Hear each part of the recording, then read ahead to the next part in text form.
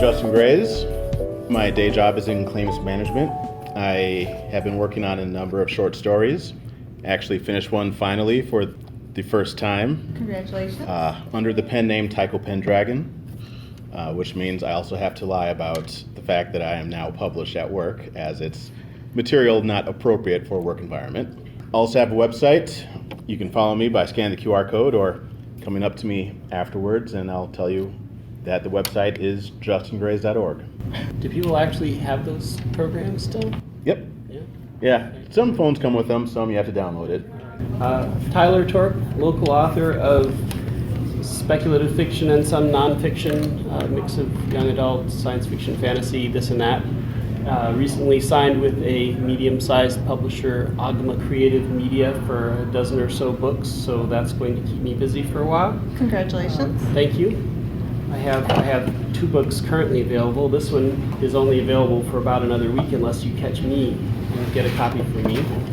And this one I am also selling out the last paper copies. It's already not online because it's under contract, and so they said you can sell off what you got, but let's hold on and put out a new edition in probably about a year and a half or so. So we'll see where that goes. Anyway, the reason that I was interested in this subject is that I'm trying to write diversity into my books, and I definitely want to do it right. I have, in this book, for instance, I have an Indian princess, and she's not in her native milieu. She's interacting with white society in San Francisco, but I'm trying to create fully realized characters for all of my characters, and so if there are tips and tricks and places to go and people to ask, I'd like to know about them. So any like introductory remarks on the topic of the panel, which I should probably read the statement here. The description is, creating actual diversity requires a great effort to avoiding. I think there was intended to be more, but Wait, what? That is that's not what I sent in. That's not what's in the book. Oh, well, maybe you can read what's in the book. Great effort to avoiding. Okay. Creating actual diversity requires a great effort to avoiding unintentionally tokenizing your characters. Tokenism, even when unintentional, is what leads to adding diversity for the sake of diversity. How do we engender true diversity in sci-fi and comics? So, since you wrote the description, perhaps you can define tokenism. How do you recognize it when you see it? One of the main forms of tokenism is having, say, one member of a minority group being the sole representative in a work of art or fiction. Say, on Enterprise, Ensigns Sato and Merriweather being the only 2 persons of color, and being the lowest ranked persons of color, and having virtually no stories to them, whereas the rest of the cast gets to be the main group of where it's being recorded. Being white guys, the 3 white heroes saving the day. Just being the marginalized person who is there to show that, hey, there are other people here, we're just not talking about them. They're there for show. Speaking of Star Trek, the character of Chakotay is a personal disappointment. Yes. He does get some arcs. He does get a couple of stories here and there, but the majority of the time that he's on the camera, he is there to act like how the writers think a Native American probably would be if they knew any. And the Indian of the week. And they got things so wrong with him from the start that they had to change his tribe twice during the run of the show, because members of the actual tribes they were saying he reflected were like, that's nothing like us. And his final tribe, he went from Hopi to Lakota to generic space Indian at the end. Generic space Indian. Yeah, because they found another sort of an offshoot of his tribe, right? Who had sort of the same symbols and things. Oh yeah, I remember that episode. Yeah. And then the aliens taught them how to. They loosely tied him to the Next Generation episode where they went to the Indian planet. Yes. So it was assumed that he was part of that, and that the Indian planet episode, like, there's a lot that I like about it. The idea that there is an indigenous society out there that have gotten away from all of the problems we face, and they've rebuilt. But it's so full of just cartoonish stereotypes. There's a lot I don't like about it too. So, like, why are they still living in stone huts? 400 years from now, you'd think they would have at least like developed a car or a telephone or something by then, a communicator. So, Or a saw. or a saw. I was wondering about that. And I mean, there's, to an extent, like a lot of the indigenous futurism envisions, societies where things would still be very traditional. Like a lot of the Plains tribes would still have teepees. A lot of the Plains tribes have teepees today. If you go to, powwows or certain other gatherings, people put teepees up. They're not necessarily homes anymore, as they are, status symbols. Who has the biggest teepee? That's a real thing. But you would think that I would envision a futuristic native society to be more like the Indian version of Wakanda, where they have modern technology and also keep traditional stuff going. So, I've rambled a bit though, so I'll quiet down for a minute. I got off topic. Sort of staying on topic.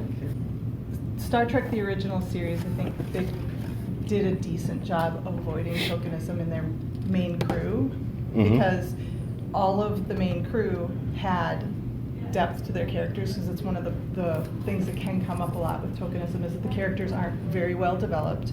They're fairly flat, two-dimensional.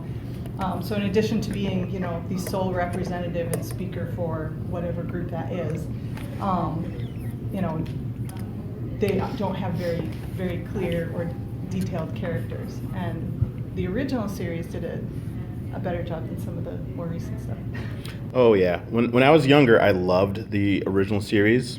In one of the early episodes, the episode Court Martial, everyone thinks that Kirk killed Lieutenant Commander what's his face? Finney, not Finney. Finney was the guy from the academy. Jamie somebody. I forgot his last name. Anyway, the first flag officer we ever see on Star Trek is a black man. Oh yeah, the Commodore. Yeah, Commodore Stone. The next flag officer we see is Commodore Jose. I can't think of his last name right now. But then they, kept with the theme. They'd have different captains being of different national backgrounds, and didn't hide that throughout the original series. In the '60s, the original series was really great with that. The movie era happened. The captain of the Saratoga was a black woman, and the captain of the Reliant was a black man. Star Trek throughout the 80s kept up with it, then kind of started teetering off in, the TNG era. Yeah, the original series was really good at that. One of the reasons why I hate J.J. Abrams' Star Trek reboots. Okay. It's so terrible. So can the characters still be a token minority if they are the protagonist of the story? Yes. There's a science fiction movie that was out recently, and for the life of me, I can't think of the name. You have to give me a moment on that. But they were on a space station, diverse crew. One of the lead characters was a Chinese woman. And then they had like an American guy and a Russian person and all that. You're supposed to show that, we're all working together to save the planet. And everyone on board spoke English or Mandarin, except for the Chinese woman. She only spoke Mandarin. And they didn't really get into, any background for her or why she only spoke the one language and not, spoke multiple languages for having such a linguistically diverse crew. This international crew. Yeah. I grew up in a country where English is regularly taught, and I don't speak it. Yeah. There's a complaint in the publishing industry that's been coming back and forth a lot over the last few years, which is the readers are demanding and requesting more diverse books from more diverse authors. And then in the publishing industry, the agents and the publishers and the editors are like, great, let's go get some more diverse authors. The diverse authors are like, here you go, we wrote this. And then the editors and the publishers are like, this is too different, we can't sell this. And so they end up like buying something that is like very similar to the Maze Runner, and then just sort of doing a search and replace on the race of the main character, which a colleague of mine refers to as ethnic ventriloquism, where you just, all you're doing is swapping out the dummy for something else. And if you can do that, I think that's a sign of tokenism. Yeah, It's yeah. So I mean, there's, to an extent, there's representation, but it's the same sort of representation that, like, when I was reading sci-fi and fantasy novels in the 80s, if there was a native character, I read it because there was a native character and I was represented. But, like Orson Scott Card's native characters were not actually representative. They just had a name and they were brown. And it's kind of like that. So yeah, that's what we deal with when in diversity in books. Now there are some presses out there that are completely getting away from that. Rick Riordan Presents is doing a great job. Yes. And I like that when people have asked him to do, hey, could you do something on, in this culture, because he's used a lot of different mythologies, and they're like, oh, could you do something on this? He's like, you know what, I'm not the person to do that, but this person is, and look, they've written a book, and so we'll do that. So I love that. That's been wonderful, because instead of saying, oh yes, I will, co-opt this culture that I know nothing about, he's letting the people who have that voice actually get to keep them. Assuming that you're not already successful and you want to co-opt the culture that you don't have, though, what's the way to do it and succeed? So you're wanting to avoid cultural appropriation then? Right. And I see a lot of this. I've got a lot of younger writers who follow me on Tumblr, and we talk about this. And because a lot of them want to write diverse things, and some of them might come from a minority background themselves, but they want to make sure that they're reflecting the world around them, and they're like, well, how do I do this? Okay, so I want to write something that uses this. How do I do that? And I think a lot of it has to do with respect and intent. You don't half-ass your research. You find beta readers who are of that group and talk to them and ask them to read it and give you, the honest feedback of, am I portraying this accurately, or am I screwing this up all over the place? Don't just assume that you know because you read, the Wikipedia article on something. And then listen to them. Yeah, and then listen. Going back to Star Trek, there was an episode of the original series in season 3, and it was not the Paradise Syndrome, even though I keep thinking it is. It's the one where Kirk loses his memory and marries an indigenous woman. Yeah, they all think he's a god. Yeah, they all think he's a god, yeah. So when the episode was being written, the people behind the scenes who fact-check things were telling them, the writers and the producers, you've chosen the wrong nations. These nations do not work together. These nations do not represent what you're looking for. These nations aren't even from the same area that you're trying to depict. Change it. And the writers were like, we'll just kind of keep it the way it is. Granted, that was also at the time where, Jewish actors were playing native characters. So actually listen to it, to what you're being told, if you have beta readers that are from where you're trying to write about. My advice on writing diversity is a lot of people. I hear from a lot of authors who are like, why can't I write a black character? And the truth is you can. You can write any character you want to write, but you're engaging in a high-risk writing at that point. And you have to you minimize the risk by having beta readers, by doing your research, by doing your due diligence, and accept that you still might get it wrong no matter how much work you put into it. And if you get it wrong and you get called out on it, apologize and move on and do better next time. Don't get defensive and argue with people over whether or not they should feel represented, I'm sorry, you don't get to feel offended. I know that I, butchered your culture, but you don't get to be offended. Yeah, you don't get to tell people what offends them. So if somebody says that they're offended by something that you've written about the group that they are part of, you need They're right. They're right and you're not. So. The main character in my new book is a woman, and I'm pretty sure she's fine. I'm pretty sure she's a believable woman.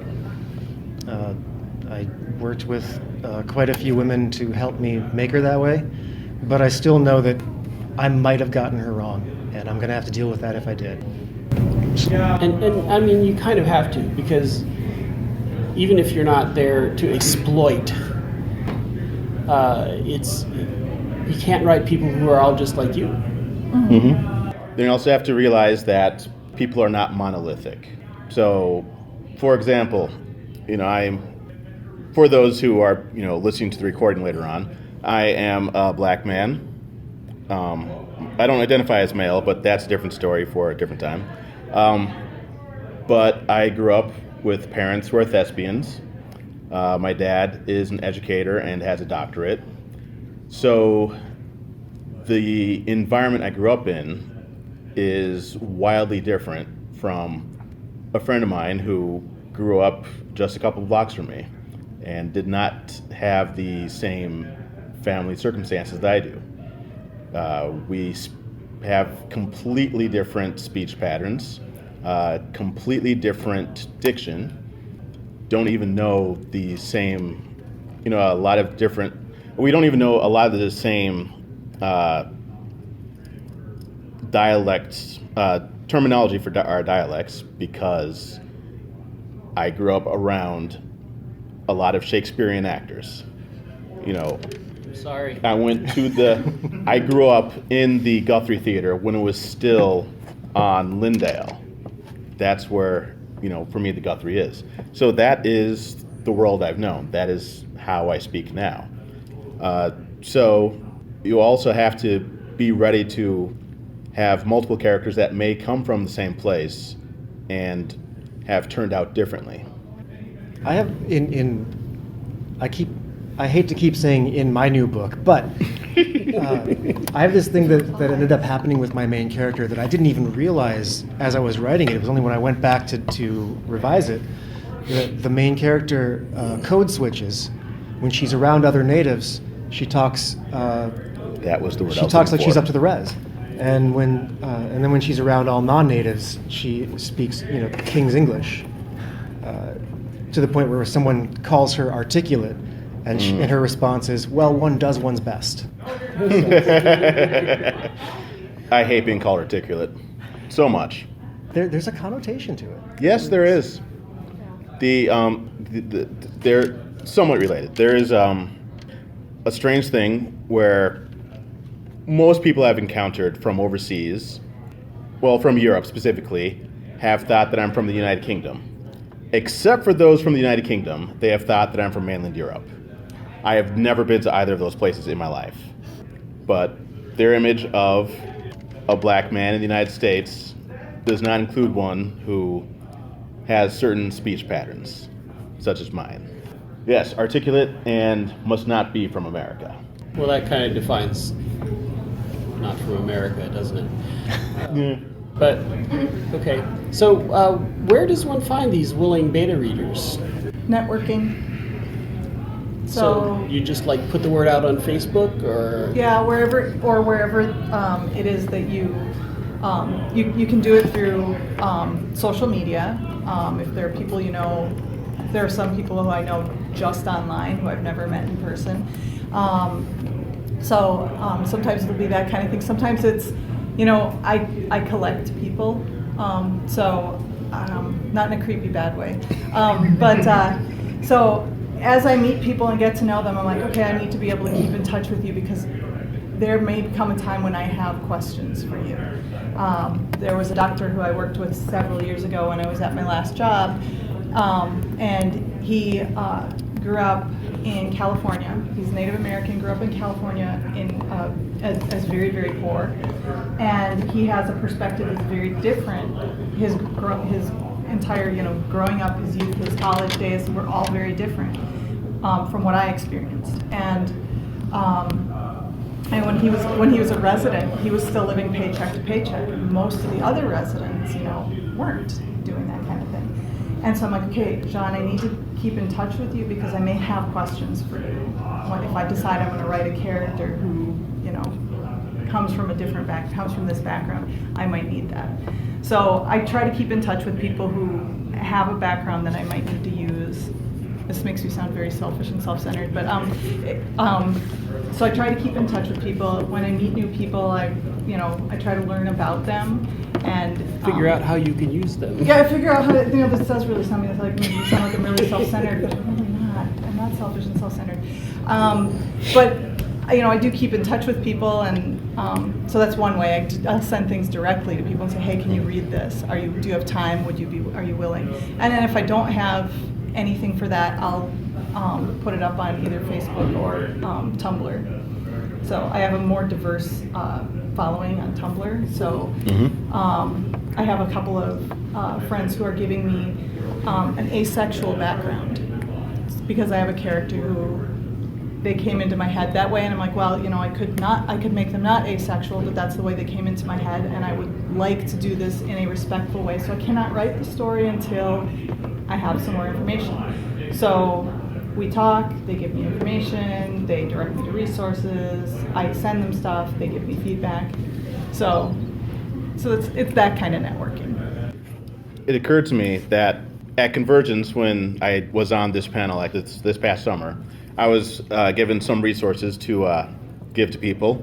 One is a website called Writing with Color. It's to help teach people how to write with more diverse characters and give more resources so you could find people who can help you with this. And then Writing the Other. It is both a website and a Twitter feed that will give you connections and some more background into being able to write with diverse characters. That's actually also sometimes a workshop that's done at Wisconsin. The Writing the Other one is? Yep, the Writing the Other. And then a friend of mine said to me to talk to program officers at foundations or philanthropies that have a track record of establishing equity. So you'll be able to meet a lot of people that way, and then try to develop relationships there to get beta readers and people to help you with your writing goals. As you were mentioning before, groups are not monolithic, and so it seems like you can be writing about your own group and still make missteps. Mm-hmm. And is there more to say about that, or is that just, hey folks, be aware of that? Well, it's good to be aware of. I'm Romani, and the Romani people are kind of all over the place, and that would be, if you're not familiar with the term Romani, it's what some people refer to as is a slur, so don't use it. But the Romani spread all over the place in kind of small pockets and groups, and they didn't all, their cultures diverged from each other, and so writing one group of Romani isn't going to reflect necessarily entirely. There are going to be some similarities, but it's going to be different from another group, and so that's a risk I run with writing my own people, is that there are going to be people who are like, well, this isn't right. It's like, okay, maybe not for all groups of Romani. It's going to be right for one group of Romani. Mm-hmm. And even in that group, people aren't monolithic. Not all Romani are the same. Agreed. My main character is Ho-Chunk, and her background is based on my family background, which comes by way of Blue Earth, Minnesota, which is, most of our people were there at one point. And during the Dakota resistance, we were kind of the sellouts. We actually hid settlers to protect them when the Dakota decided to come and fight back. And we ended up getting exiled anyway. It's a long story, but we ended up spread out over several states. And Ho-Chunk people from middle or eastern Wisconsin will look at my Ho-Chunk character from down in Blue Earth, and they won't see a lot in common. A couple of things. The way that sort of old bits of our old language have sort of integrated into our use of English as slang terms, but that's about it. Otherwise, we have very different backgrounds going back the last 150 years, so things have changed. Perhaps you can give some more examples of people who've done this particularly well or poorly. Well or poorly. I saw an excellent, and it was more of a meme than anything, but it highlighted this kind of thing. And somebody was, objecting to somebody else praising Black Panther as, you know, this amazing, you know, black superhero movie, and they're like, well, how come you weren't this excited about Catwoman? It's like, well, because Catwoman was tokenizing. And she wasn't a developed character, so this is this example It of wasn't a very good movie. bad and Yeah. not bad, really, really good. So there's some film examples. Black Panther was excellent. I did hear some reports coming out of people being interviewed in Africa who didn't care for it because it was too much of a mishmash of various African cultures. And then, about an hour later, I heard more interviewees who loved it for the same reason. So my it's hard to please everyone, yes. But my feeling is that Black Panther may have been the best representation that I've seen in a while. It is definitely the only one that's coming to mind at the moment. Worst that's coming to mind at the moment is any Star Trek after 1989. So that includes all of Enterprise then? Yes. Yeah, definitely Enterprise. I'm not willing to say anything about Discovery quite yet because they haven't really gotten into that too much. Discovery has been focused more on interpersonal conflicts, the Klingon War, and the Mirror Universe. And I probably should have also put up a spoiler warning before I said all that, if anybody who has not heard it yet. Sorry. Because I write a lot of young adult, I read a lot of young adult. Tamara Pierce does a really nice job with written characters who are diverse. She's got actually a group of people who are essentially Romani. She doesn't call them Romani, and she doesn't make them identical, but it's clear that's the influence. But she's done it in a very respectful way, and she's got Asian characters. This takes place not in our world, but a world that has some cultures that are similar to Japanese culture and similar to European culture. So, and she manages to, you know, include a lot of these different cultures in her characters. So I do wish Brian had showed up because I know he probably would have a lot to say. I know he would have had a great list of, I'm sure. I guess that's one question I had for like the fantasy genre is how do you like take inspiration from one culture for a fantasy genre without it turning into cultural appropriation? That's kind of a big, messy gray area. It is. It can be done. If you look at it, like, especially like a lot of the like very popular sort of high fantasy, the savage sort of warrior / shaman race is typically modeled after, again, what the author thinks a Native American might be like if he knew one. And you can have all of those aspects to your society. Like you could have the Dothraki and just have them be the Dothraki, but then in interviews, Martin says, no, I based them on Plains Indians, or what I think Plains Indians are like. It was a mix. It was a bunch of different like nomadic brown people, basically. And that is a distinct enough, like fleshed out enough and deep enough fictional society that you don't have to try and point at real world populations and say, it's these guys, I picked and chose from these guys. You just say, this is what it was. And that way you're not making your native or your Asian fans feel not necessarily tokenized, but caricatured, I think. Because that's, I think, one of the other things that comes from it when you're trying to write these characters and you're trying to do it well, but maybe don't quite have enough research or enough background, they become caricatures. It's perfectly all right to, I think, to create a society like the Dothraki and put all these traits into them without going into interviews later and saying, I specifically chose this race of people for these traits. Because we go back to the monolith thing. Races don't have traits. I think that too when you're comparing things like that, where you're talking about the way people have been in the past and kind of researching that and maybe setting a story in that culture, it's known or at least, there's at least some speculation in cases where there's not a good written record. But the thing that people forget is that just because some folks didn't know how to make steel or an internal combustion engine or something like that, they were just as smart as we were right now. And their societies and their stories and everything are complicated because that's what people do. They make things complicated. And so they're not going around saying ugh, they have stories of depth and meaning.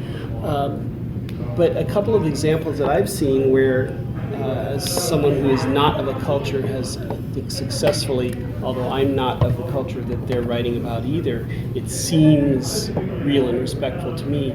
Leah Cutter, Paper Mage, is a good example. Barry Hughart, I don't know if I'm pronouncing his name right. Hugh Hart. What's the title of? It's Number 10 Ox, and what's the old Bridge man? of Birds. Bridge of Birds is the first one. Yeah, that's an excellent, fun story, and it feels very different from the way we live, but it feels real. Perhaps people have other examples like those. For a non-native person creating a native character that didn't feel weird or offensive to me, I'd go back to the Billy Jack movies from the 70s.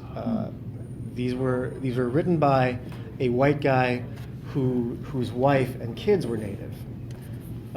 And he basically wrote this character who was half native, half white, and there are two movies, and they're all about the racism this character experiences. They don't try to glamorize the culture or the spirituality or anything. They just put him in modern day, and here's what's happening to him. And it's played by the guy that wrote the character is played by the guy that wrote it. So it's a white guy playing a half native guy who looks completely white. So it's got its problems, but it was also the 70s, and we took what we could back then. As far as like stuff that's getting it right today, there's a book coming out in June called Trail of Lightning by Rebecca Roanhorse, and it is a contemporary fantasy set on the Navajo reservation, and the systems of magic they have are all based on the Dene clans, and it's just everything about it is just like perfect. Louise Erdrich has a new book out, which I was going to look up the title, The Future Home of the Living God, I think, which is a post-apocalyptic sci-fi book about a young Native woman who was adopted by an older liberal white couple who sort of like give her dream catchers and take her to powwows and stuff to try and get her into her culture, but they're just scratching the surface, and she's got to go find this stuff out for herself. And on top of that, it's a post-apocalypse. So I haven't read that one yet. I have to read that one next week for a podcast. What's it called? It's called, I think the title is The Future Home of the Living God, something like that. Or The Living Home of the Future God, something like that. There's gods and homes and stuff in it. So if I can return to Star Trek for a moment, because I like Star Trek and I know something about it. Do you feel that Star Trek is unfair to Klingons? At what point in time are we referring to for the Klingons? Well, let's say Next Generation. I mean, there's one Klingon in the Federation, right? Mm-hmm. He wasn't brought up Klingon, so he's not like steeped in Klingon culture, but he seems to have absorbed some of it. And what do you think? I mean, would the Klingons look at that and say, "He didn't get any of us right"? Well, throughout the Next Generation, the Klingons did tend to do that, because Worf was super serious all the time, never laughed, never smiled. And then he met Kurn, his brother, that he didn't know was still alive. And Kurn was like, what's up with you? Why are you not laughing? No, we're in the capital city. This is neutral ground. We party here. Business elsewhere. Worf never really was Klingon enough around the Klingons, it seemed to me, because he had all the instincts and read everything he could, but then didn't have the first-hand experiences to shape, the cultural background. Well, now I think that Worf saw himself as a representative to the Federation of the Klingon people, and that this colored his approach to being Klingon, that he felt that he had to be respectable and couldn't just, go and kill people and drink lots of blood wine and sing songs into the night and whatever else, because he was the example. And I wonder to what extent people who are members of minority groups who are interacting with the majority culture actually do feel that way, that they're not free to be who they would be at home because they want to put a good face on their group. They don't want to continue the stereotype. Right? Yeah, maybe. Avoiding stereotype behavior, although, stereotypes exist for a reason, too. I will say that when I'm out with my friends, and if we're all natives, depending on how passing we are as a group and as individuals, for those listening, I'm very white passing, but one thing that we always worry about is drunk Indian stereotypes, and when we're out carousing, it has happened, or we get called other things, and that's something that I think we all try to avoid. A lot of my native friends are in recovery and don't touch the stuff. I myself have a complicated relationship with alcohol. I usually don't touch the stuff, and every now and then I let loose, and then regret it. But that is one thing that I do personally do is watch how I'm being perceived by others, and you get better at it the older you get and the more you do it. As recently as like 2 or 3 years ago, if a friend had told a spirit animal joke in public, I'd have let loose on him. And what happens when you let loose on them is they turn it around and start saying things like, well, you need to be calm, you need to educate me about why it's wrong, and you're intimidating me. So you learn to avoid giving people the opportunity to do that. I don't know if that really answered your question. Yeah, it is. That's exactly the sort of thing. And so I'm not in the situation myself, and I'm trying to understand, put myself in the other person's place and see when they're interacting with the privileged group, how do they have to change themselves? What do they have to hide about themselves? Or what in other ways are their experiences? And I think that that's part of what a person needs to understand to write those characters realistically. Sorry, go ahead. I'm going to go on a brief tangent, but I think another thing about Worf, in addition to the, having to, fit in where he's been placed, he actually strikes me as a very believable character who has been adopted out of his culture. I know a lot of Chinese adoptees who are being raised by white families here in America, and a lot of the families do, they really try to, introduce their girls, and these are all girls that I know, to Chinese language and Chinese culture. They're in Chinese dance with my daughter, and they're trying to give them this, but it's not the same as actually immersing themselves and living in the culture. These girls are still very much American girls. And are they more serious about being Chinese than the people who are actually brought up Chinese? It depends on, a little bit on their personality and the situation. Some of them are uncomfortable when they end up in groups of visiting Chinese people.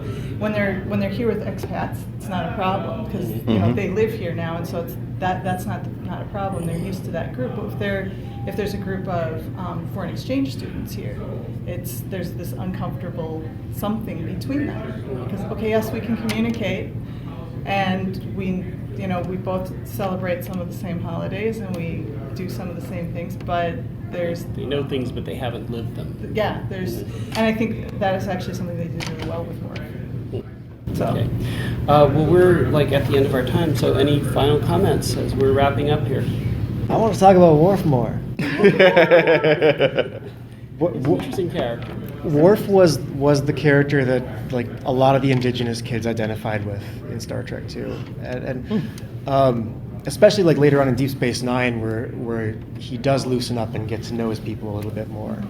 But like the thing I loved about him was he was a lens into Klingon culture. He was a view from the perspective of those of us who had only ever thought of the Klingons as a warrior race. And then you're finding out that, poets and songwriters and singers are more highly respected than the best warriors out there, right? Like, Kahless could do anything he wanted. He could be the best warrior there ever was, and the guy who wrote the opera about him would be more respected. Yeah. Deep Space Nine was the best Star Trek series, hands down. So, I mean, there was a lot of Klingon culture that we never saw, or we only saw glimpses of. But it was because Worf represented the adoptee that a lot of, especially assimilated native kids, like really attached themselves to him. And then when there was the Deep Space Nine episode where you met the Sons of Moog, and they were all mixed race, and some were human passing, and some had ridges. Yes. We were all like, "That's us." That was amazing. That's all I got.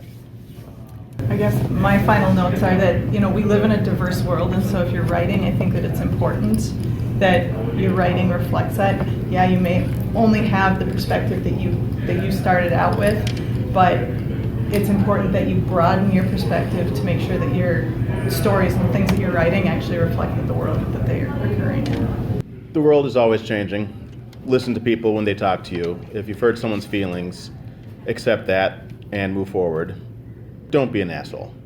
That sounds like nice closing words to me, and thank you all for coming. I hope you enjoy opening ceremonies or dinner or whatever you're doing next.